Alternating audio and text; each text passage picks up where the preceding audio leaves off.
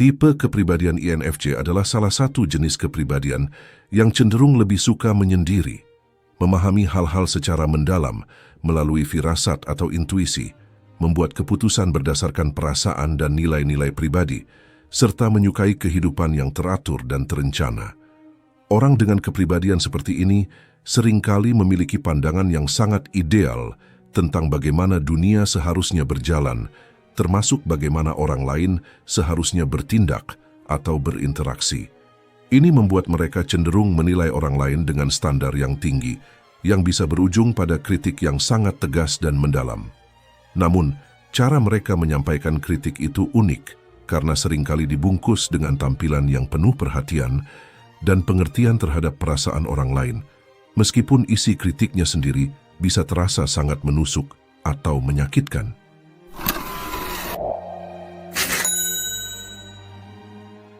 Proses penilaian keras ini berawal dari cara berpikir mereka yang dominan, di mana mereka lebih fokus pada pola-pola besar dan makna di balik perilaku manusia daripada detail sehari-hari yang tampak di permukaan. Mereka mampu melihat hubungan antara tindakan seseorang dengan dampak jangka panjangnya terhadap orang lain atau masyarakat secara keseluruhan. Ketika mereka melihat sesuatu yang tidak sesuai dengan visi idealnya, seperti ketidakjujuran, ketidakadilan, atau ketidakefisienan, mereka merasa terdorong untuk menunjukkannya. Dorongan ini bukan datang dari niat jahat, melainkan dari keinginan tulus untuk membantu orang lain berkembang atau memperbaiki situasi. Tapi, karena mereka sangat peka terhadap nilai-nilai moral dan etika, kritik mereka seringkali mencakup analisis yang rumit tentang mengapa perilaku itu salah, bagaimana itu bertentangan dengan prinsip-prinsip dasar kehidupan, dan apa konsekuensi mendalamnya jika tidak diubah. Yang membuat penilaian ini tampak empati adalah kemampuan mereka untuk memahami perspektif orang lain secara dalam. Mereka bisa merasakan emosi dan motivasi di balik tindakan seseorang, sehingga saat mengkritik, mereka sering memulai dengan pengakuan atas perasaan atau usaha orang itu. Misalnya, mereka mungkin mengatakan sesuatu yang menunjukkan pemahaman atas kesulitan yang dihadapi sebelum melanjutkan ke bagian kritik yang lebih tegas. Ini menciptakan ilusi bahwa mereka sedang mendukung atau membimbing, padahal sebenarnya mereka sedang menyampaikan penilaian yang bisa sangat kritis terhadap inti dari karakter atau pilihan orang tersebut. Kompleksitasnya terletak pada keseimbangan ini. Empati mereka bukan sekadar topeng, tapi bagian asli dari diri mereka yang ingin menghindari konflik langsung sambil tetap setia pada kebenaran yang mereka yakini.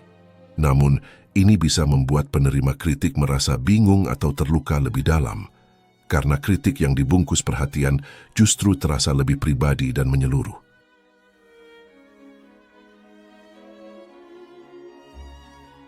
Dari sudut pandang yang lebih dalam, penilaian keras ini mencerminkan konflik internal dalam diri mereka sendiri. Konflik internal mereka muncul dari tarik-menarik yang konstan antara dorongan untuk mencapai kesempurnaan ideal dalam diri dan dunia luar, dengan kenyataan bahwa segala sesuatu tidak selalu bisa dikendalikan atau disesuaikan sepenuhnya. Mereka memiliki pemahaman mendalam tentang pola-pola besar kehidupan yang membuatnya sering membayangkan bagaimana segala hal seharusnya berjalan secara harmonis dan bermakna. Tapi pada saat yang sama, mereka sangat peka terhadap ketidaksempurnaan di sekitarnya, termasuk dalam dirinya sendiri.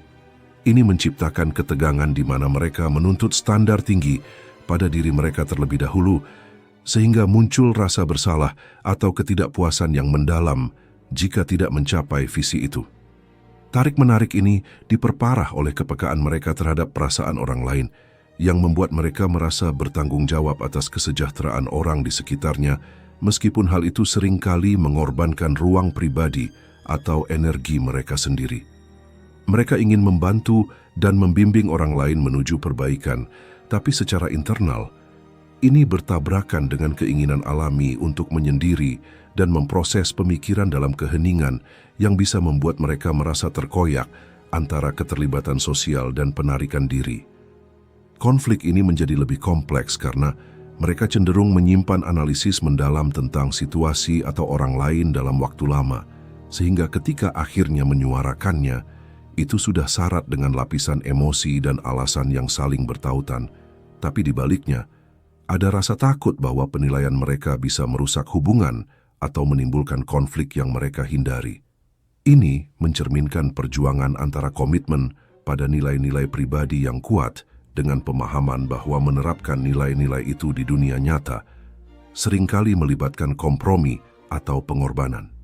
Mereka merasa tertekan untuk menjadi penyelamat atau pembimbing bagi orang lain, tapi ini bisa bertentangan dengan kebutuhan mereka untuk melindungi batas emosionalnya sendiri yang rentan terhadap kelelahan karena terlalu banyak menyerap emosi orang lain.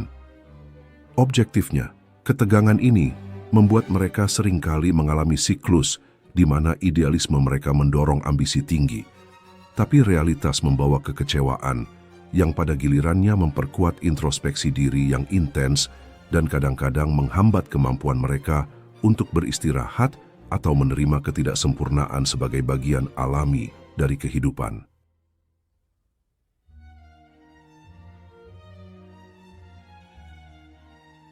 Konflik internal ini bukan sekadar ketidakcocokan sederhana, melainkan dinamika multidimensi yang melibatkan intelektual, emosional, dan etis, di mana mereka terus berusaha menyeimbangkan visi jangka panjang dengan tuntutan saat ini, seringkali dengan biaya ketenangan batin yang berkepanjangan.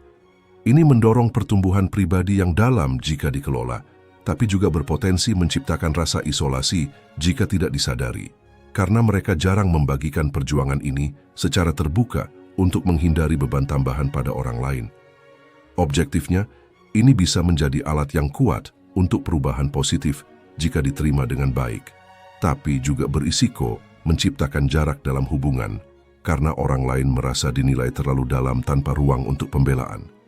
Secara keseluruhan, fenomena ini menunjukkan bagaimana kepribadian seperti INFJ menggabungkan kedalaman intelektual dengan kepekaan emosional, menghasilkan kritik yang tidak hanya tajam tapi juga multidimensional.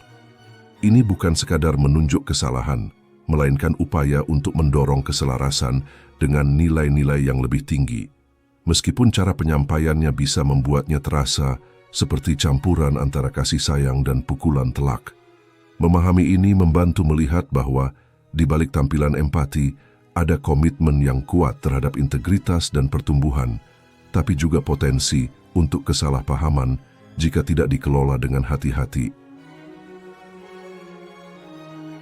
Kesimpulannya, dalam kedalaman jiwa orang-orang yang seperti INFJ, penilaian tegas yang dibalut empati bukanlah sekadar kritik biasa, melainkan cerminan dari perjuangan batin yang abadi antara visi ideal tentang harmoni dunia dengan realitas ketidaksempurnaan manusia, di mana dorongan untuk membimbing orang lain menuju pertumbuhan sejati seringkali mengorbankan kedamaian diri sendiri, sehingga memahami dinamika ini bukan hanya membuka pintu empati yang lebih luas, tapi juga mengajarkan kita semua nilai hakiki dari keseimbangan antara kebenaran yang tajam dan kasih sayang yang lembut, agar hubungan antar manusia tak terjebak dalam kesalahpahaman, melainkan berkembang menjadi jembatan menuju pemahaman bersama yang lebih dalam dan berkelanjutan.